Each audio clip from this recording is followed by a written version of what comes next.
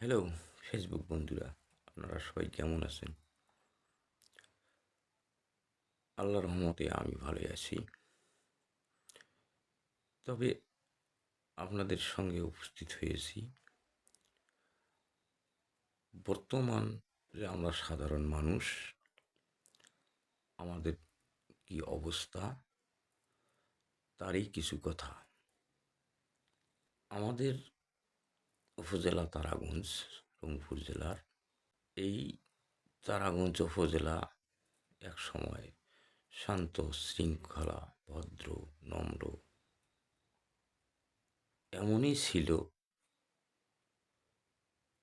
মানে যাক কয় সরল সোজা। বিগত দিন থেকে দেখে আসতেছি এই তারাগঞ্জ উপজেলায় যা হলো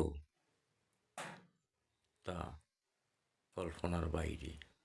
তবে বর্তমান সিচুয়েশন, আমরা যারা সাধারণ মানুষ,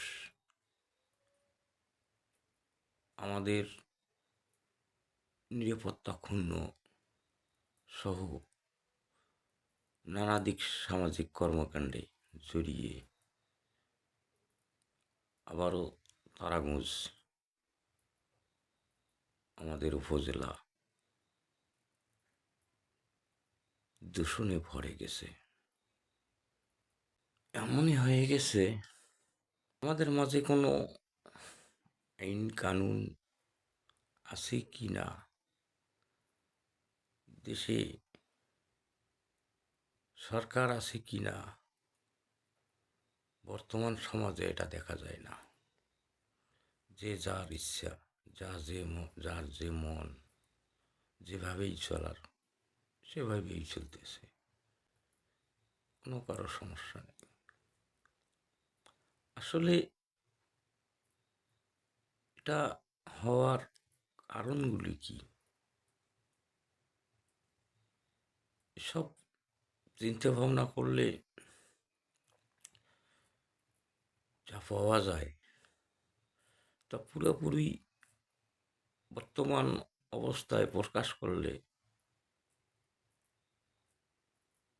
হয়তোবা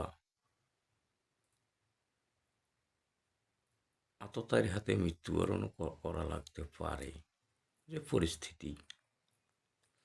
কারণ সামান্য ব্যাপার নিয়ে মানুষ মরে, সামান্য কিছু নিয়ে খুনাখুনি হয়, সেই সমাজে আর কি আশা করা যায়?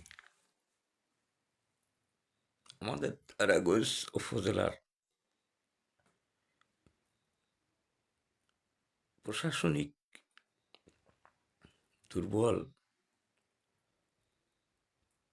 এমনই দুর্বল বলা বাহুল্য। তবে বর্তমানে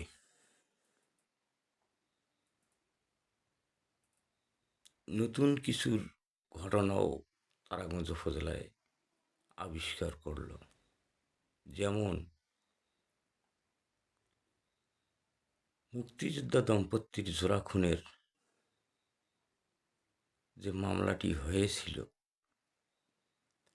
তা এত দ্রুত বেগে যে এই মামলার আসামি তদন্ত সাপেক্ষে ধরা পড়বে, এটা কেউ স্বপ্নেও কল্পনা করিনি। সেটার উদ্দেশ্য বলতে চাই, আল্লাহ মনে হয় আমাদের তারাগঞ্জ উপজেলার সাধারণ মানুষের উপর চোখ তুলে তাকাইছে। তাছাড়া এই জোড়া খুনের আসামি এত তাড়াতাড়ি কিভাবে অ্যারেস্ট হলো? এর আগেও এই ধরনের অনেক ঘটনার জন্ম হয়েছে। তবে এরকম দায়িত্ব নিয়ে কোনো প্রশাসন তারাগঞ্জ থানার জন্মের পর দিয়ে এরকম নজিরবিহীন ঘটনা ঘটাইতে পারে নাই। এমনই দৃষ্টান্ত তারাগঞ্জ উপজেলা এই জোড়া খুনের ব্যাপারে আমার তো মনে হয় আসামি ধরার পর তারাগঞ্জ থানার সাধারণ মানুষ প্রকাশ না করলেও খুশিতে আত্মহারা, প্রশাসনের উপর আকৃষ্ট একটু হলেও বৃদ্ধি পেয়েছে হঠাৎ করে আবারও। তো আমরা আশা করব প্রশাসনের ওপর বর্তমানে পূর্বের যে ঘটনাগুলো সুন্দরভাবে তদন্ত করে সেই সমস্ত দুর্ঘটনার আসামিদের খুঁজে দৃষ্টান্তমূলক শাস্তির ব্যবস্থার আবেদন করছি। আমরা আইনের ওপর শ্রদ্ধাশীল সাধারণ মানুষ। আমরা জানি রাষ্ট্রে প্রশাসনেই সব, প্রশাসনেই জনগণের বন্ধু, প্রশাসনেই জনগণের সব কিছু। এই প্রশাসন যদি সব কিছুর উপর সুস্থ নজর দিয়ে এলাকায় জনসাধারণের মধ্য থেকে সচেতন ব্যক্তিদেরকে নিয়ে যদি এগিয়ে যেতে পারে, ইনশাল্লাহ আবারও আমরা তারাগঞ্জবাসী সেই নর্ম, ভদ্র, সরলতা জীবনযাপন করতে পারবো।